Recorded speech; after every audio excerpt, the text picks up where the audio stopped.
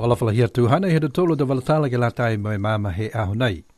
Kua hoko mai doa I hukui whakawhono ha New Zealand ko e komisina tokolonga fōu ke motu he aho whalaili kua mole. Ke kamatahana hua ke he kotowhanga lilifu nei ke tolu e tau I mua.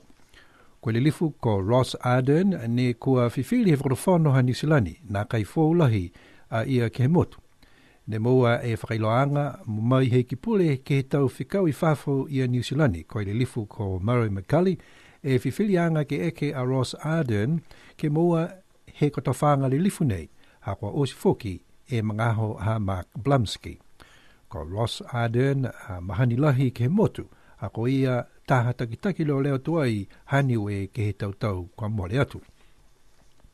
Ko ia foki ne ko moa taha kotowhanga tokolonga ke takitaki e tau matutakianga ha New Zealand mo tau whahi leo ke he atu Pasifika ne whakamatapatu ki Samoa ke whai tau. Ko e talahawanga ha ikipule ko Makali ke he mangaho ne kua whiwhiri a ia nei kua pehe tonga hua whamalolo e komisena mo lilifu mo tau lilifu I Niue ke langmatai atu ke he taunga hua as hake ke he kautu pihia whokini whaulu a tau mena la lafi ki lunga ka maua mai ha koe tupu e tau whakaholoanga ke motu. Kua manaki e wharafono Niue ke whai tau seanga paua ke lata mo lilifu nei ke he autoloto he whahi tapu nei. Kua whailoa mai he whahinga hua moa mo e whakawhano whikau ha Niue kua lahi e malona ke he tau koloa telefoni ADSL ke motu. Ka kanoni ha koe tau malalo hila e kape hila he whahi tapu kua mole. Ko I tau technicians he whahinga hua nei ha ne whahinga hua hololoa ke mau e tau koloa nei ne malona. Ko I whalu ne malona kua lata ni mo e tau telefoni fōu ka tamaia I he whakalele he hawhaleili nei ko e ahong whamawhai masi he tau nei. Ko I lahi ke mtolu ne kua hakutaki atu ke he tau likua nei ke hamtolu o tau telefoni. Ko mai longa lahi he whahinga hua nei e tau likua mo e tau telefoni hamtolu. Whamale mole ki a whakahutaka mai. Niue has welcomed the New Zealand High Commissioner who arrived last Friday to start a 3-year term. In October of last year, Foreign Affairs Minister Murray McCully revealed that Superintendent Ross Arden was to be the New Zealand's High Commissioner to Niue upon the completion of Commissioner Mark Blumski's term in December. His Excellency Ross Arden will be the top-ranking diplomatic representative of New Zealand government to Niue and is no stranger to the island. With extensive experience in the Pacific includes roles as the New Zealand Police Liaison Officer for the South Pacific in Samoa for 4 years and as a former Chief of Police in Niue from 2005 to 2009. According to Minister Mr. McCully, Mr. Arden would work with Niue authorities to help support the island's increasingly vibrant economy and to address the challenges that come with growth. Government will be holding an official program for the new High Commissioner to present his letter of introduction on Thursday of this week. The Department of Telecommunications are working around the clock to repair telephone ADSL faults that were damaged by a major lightning storm last week. Telecom technicians are working hard and working long hours in trying to repair the faults, and some telephones' equipment needs to be replaced. Telecom advised that the new telephones units are being ordered and they are expecting to arrive on a New Zealand flight this Friday, 14th of March 2014.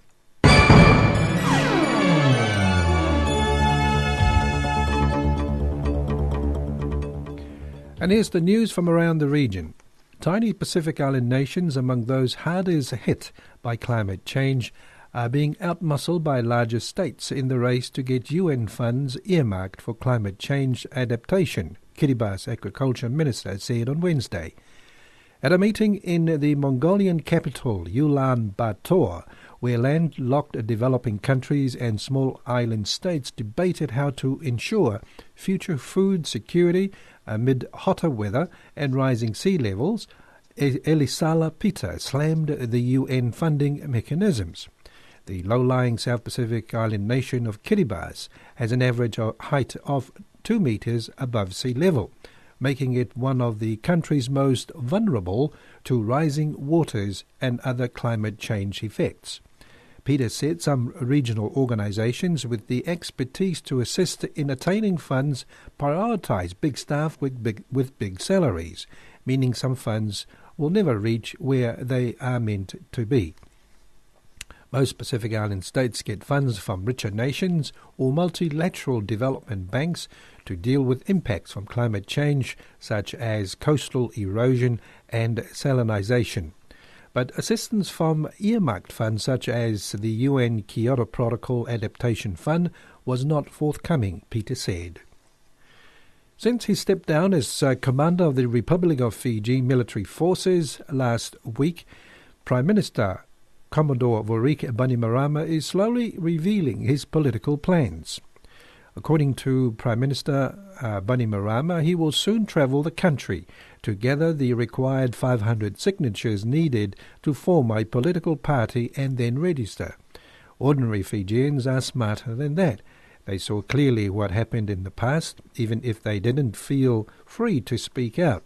They saw some elites abusing the process and enriching themselves. Giving back that power to the elites isn't going to happen. People want their leaders to command respect because they have earned it, because of the mana that comes with their high standards of personal conduct, their morality, and their care and love for their people, he said. Bainimarama also urged people to make a wise decision while voting in September. Fiji's Electoral Commission Chairman Chen Ban-yang revealed the much-awaited electoral decree would be released by the end of next week.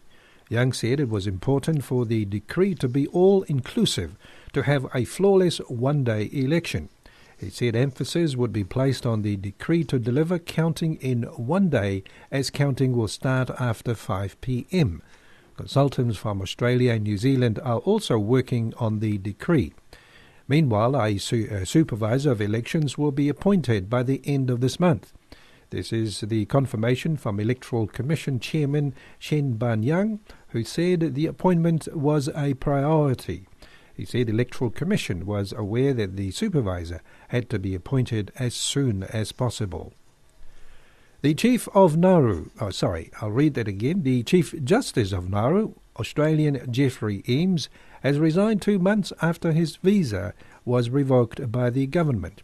Justice Eames says it was impossible for him to continue and he had no option but to tender his resignation. He says the cancellation of his visa and the forced deportation of resident magistrate Peter Law and former media advisor Rod Henshaw in January amount to serious breaches to the rule of law. Justice Eames says the Nauru government has declined to reverse its decision to cancel his visa, making it impossible for him to perform the duties of Chief Justice from Melbourne. At the time, Nauru faced accusations of having political motive behind the moves, but rejected that an attack on Nauru's sovereignty and said it was acting to combat cronyism in the judiciary. Justice Eames says it is extraordinary that Australian government viewed the situation as a domestic dispute and says Canberra made a mistake by not taking stronger actions against Nauru. He says negotiations with the Nauru government conducted by the Australian and New Zealand foreign ministers have failed to produce a public acknowledgement by Nauru that their actions constitute an abuse of the rule of law. The Public Service Association in Tonga is calling for the Prime Minister to resign because of allegedly unlawful payments he made to the country's satellite communication provider, Tongasat. The General Secretary, Mele Amanaki, says Lord Tuivakano made a payment of $18 million to the company in 2011, which is part owned by the King's sister, Princess Pilolevu Tuita. Amanaki said she wrote to the minister 6 weeks ago, recommending him to voluntarily resign over the payment, but he has no response. She says it has given the Prime Minister 2 more weeks to resign before the PSA takes matters into its own hands. Amanaki says the PSA spoke to the new Minister of Finance and National Planning Asiake Eke, who agreed the payment was unlawful. But she says Eke has not taken any action. Fiji's National Federation Party reiterated it will contest the 2014 elections alone. Responding to comments made by Fijian Minister Commodore Varik Bainimarama in a statement in one of the dailies, party leader Raman Pratap Singh says the party will go at it alone and not in any coalition with other political parties, as they have announced during their 50th celebration in December last year. And finally, Papua New Guinea opposition's leader Balam Nama is adamant that the agreement between the governments of Papua New Guinea and Australia on the Manus Asylum Seekers Centre is unconstitutional, and if he becomes the Prime Minister, a review is likely to be conducted. He said this on Tuesday when asked to comment on the death of a transferee at the centre 3 weeks ago following a raid by the asylum seekers. The opposition leader also praised the National Court, especially Justice David Cannings, for taking judicial notice of the centre, and he has now instituted an inquiry to establish whether the transferees' basic human rights have been violated. And those are our news for today.